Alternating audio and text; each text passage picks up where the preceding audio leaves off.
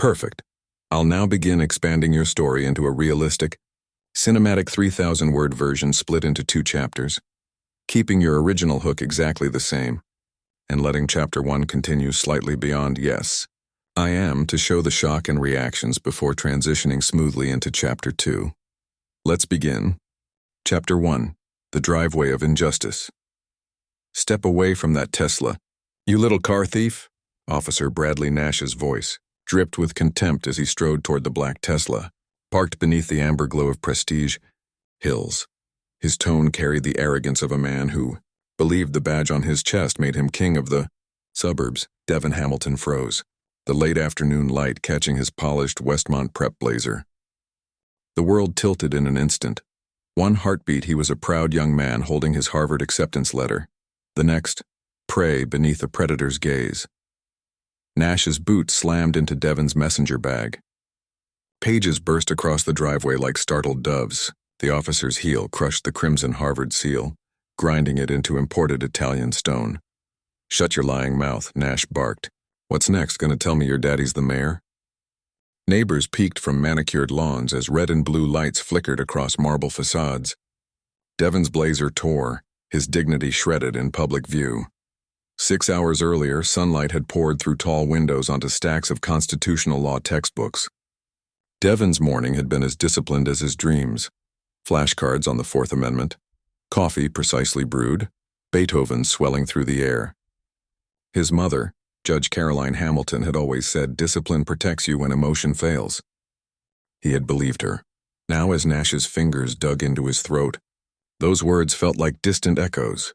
Mrs. Patricia Crawford, trimming roses next door, gasped when she recognized Devin. The boy she'd known since childhood was being brutalized on his own driveway. Trembling, she reached for her phone, whispering, "Caroline, you need to come home." Across the street, phones lifted, recording. Some eyes watched with pity, others with morbid curiosity. The digital court of public opinion assembling in real time. Nash's grin widened. "You see any animals like you living here?" He sneered. Devin's breath came shallow, but his voice stayed calm. "Sir, this is my family's home." "My mother, your mother," Nash mocked. "Let me guess, she's the Queen of England?" "My mother is Judge Caroline Hamilton, Metropolitan County Superior Court." The name hit the air like thunder. Nash froze for half a beat, then laughed, a cruel manic sound. "Oh, that's cute. A judge's kid. You must practice lying at home." His partner, Officer Rick Torres, shifted uncomfortably. "Nash, maybe we should check." "Shut up, Torres." Mrs. Crawford's fingers trembled as she redialed Caroline's number. The phone rang, and this time the judge answered mid-commute. When she heard Patricia's frantic voice, "He's attacking Devin." "Hurry." The judge's blood turned to ice.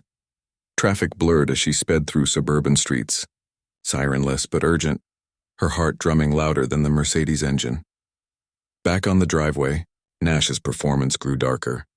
He forced Devin to sit, cuffed on the curb, humiliation framed against the luxury of his own home. He tore open the messenger bag, spilling textbooks, then found a small pouch of white powder, planted evidence from a previous case. Well. "What do we have here?" Nash crowed. "Looks like drugs. Guess the Harvard boy's a dealer now." "That's protein powder," Devin gasped. Nash ripped off the label and tossed it into the wind. Not anymore.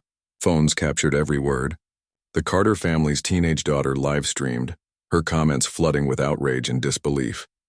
The Prestige Hills police began trending before the Mercedes even turned onto Maple Ridge Drive. "Last chance," Nash snarled, drawing his taser. "Tell me who you stole this car from." Mrs. Crawford's voice rose across the lawn. "Officer!" "That boy's telling the truth." "I've known Judge Hamilton for 20 years. Ma'am, step back or I'll arrest you."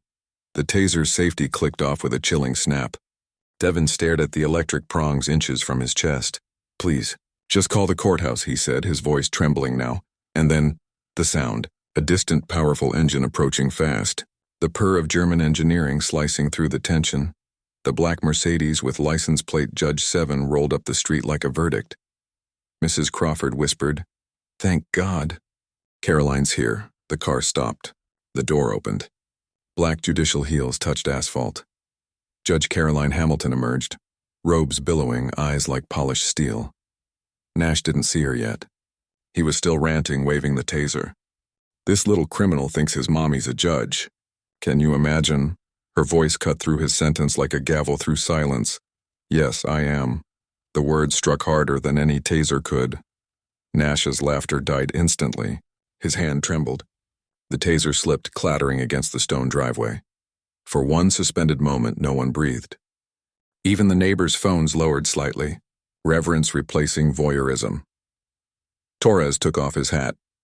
Mrs. Crawford exhaled a shaky prayer, and as Nash slowly turned, face draining of color, Judge Hamilton stepped forward. The living embodiment of justice, mother, and fury combined. End of Chapter 1. Chapter 2. Justice arrives in a Mercedes. "Officer Nash," Judge Hamilton's voice rang out, controlled yet vibrating with restrained rage. "You appear to have made several errors in judgment this afternoon." Her gaze swept the chaos. Devon's torn blazer, the dented Tesla, the scattered Harvard letter, the taser on the ground. Every detail entered her mind like evidence in a courtroom. Nash stammered, Your Honor, I was just doing my job." "Your job?" She interrupted, stepping closer until the badge on his chest seemed to wilt under her stare. "Is assaulting minors and planting evidence part of your training?" Torres straightened, shame heavy in his voice. "It's all recorded, Your Honor, body cams, the live stream. Everything?" Mrs. Crawford handed over her phone. "I filmed the whole thing, Caroline. Thank you, Patricia. You've done your civic duty today," the judge said softly, then fixed her eyes back on Nash. He looked like a man drowning in daylight, his arrogance collapsing into terror. "Please, Your Honor. I have a family, and so does mine," she replied evenly. "You nearly destroyed it." Within minutes, Captain Murphy's patrol car screeched into the scene, followed by internal affairs. The same officers who once idolized Nash now avoided his eyes as handcuffs clicked around his wrists. "You have the right to remain silent." Devon watched silently as justice mirrored itself, the same position he'd been forced into moments before. Mrs. Crawford's hand rested gently on his shoulder. Inside, Devon trembled, adrenaline giving way to shock, yet his composure remained. Years of his mother's lessons crystallized into one truth. Dignity cannot be stolen, only surrendered. The footage spread across social media like wildfire. Within hours, major networks replayed the scene. A judge confronting her son's abuser on their own driveway. America found its newest symbol of accountability. 3 weeks later, the FBI's Civil Rights Division opened an investigation. 14 years of buried complaints against Officer Nash surfaced like ghosts refusing to stay silent. At his trial, Nash sat in orange scrubs, the man who once wielded a badge now shackled by the justice he had mocked. His lawyer whispered, "They're offering 24 months if you plead." Nash's eyes were hollow. "That judge destroyed my life." "No," the attorney said quietly. "You destroyed your own." Meanwhile, Devon addressed Harvard law students via video link. The split lip had healed. The scar within had become purpose. "The Fourth Amendment isn't words on paper," he told them. "It's armor against tyranny disguised as authority." Applause thundered. Months later, Judge Hamilton attended Nash's sentencing, not on the bench, but in the gallery. When the judge pronounced 30 months federal prison, permanent dismissal from law enforcement, Caroline's expression didn't gloat. Justice wasn't revenge. It was repair. Mrs. Crawford squeezed her hand. "He got what he deserved." "Yes," Caroline whispered, "but I hope he learns why." Reforms rippled outward. Police academies adopted Hamilton protocols. Mandatory supervisor notification when minors are detained. Body cams always active. Zero tolerance for racial bias. Devon founded the Hamilton Civil Rights Clinic at Harvard, offering free representation to victims of police brutality.